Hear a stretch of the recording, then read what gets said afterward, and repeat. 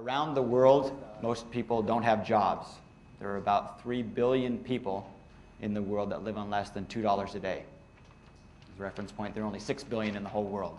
So about half the world lives on less than $2 a day. And most of them work in what's called the informal economy.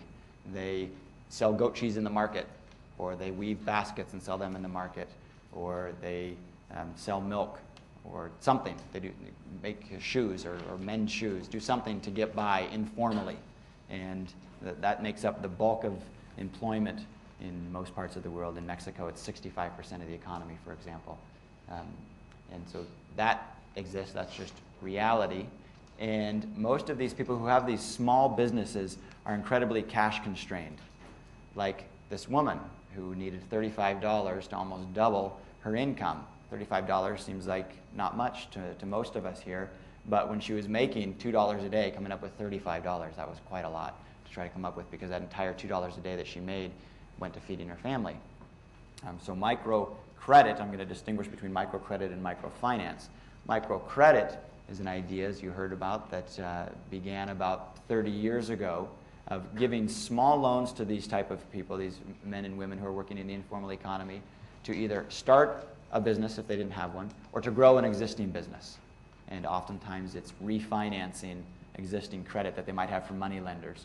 And I'll just pause and give a side comment. Money lenders are alive and doing well around the world, and there's almost a cartel in money lender rates, and it tends to be about 10% a day. When I first started learning about this, my eyes did exactly what yours did. Wow, 10% a day, and it's usually called the 10 plus 1. So I'll ask people, or in some places it's even more. And in the Philippines, it's called 5-6. That means I give you 5 in the morning, whatever it is, 5 pesos, 5 fish, 5 whatever, and you give me 6 in the evening. So even more, 20% a day. But it's usually 10 plus 1. I'll give you 10 in the morning, you give me 10 back in the evening. 10% a day, 3,000% or 3,650% a year, which is incredible interest rate. So oftentimes microcredit loans will refinance that and allow the woman or the man who runs a small business to keep the profits from that. So around the world there are programs that have grown up to give these small loans, to give loans to poor people working in the informal economy.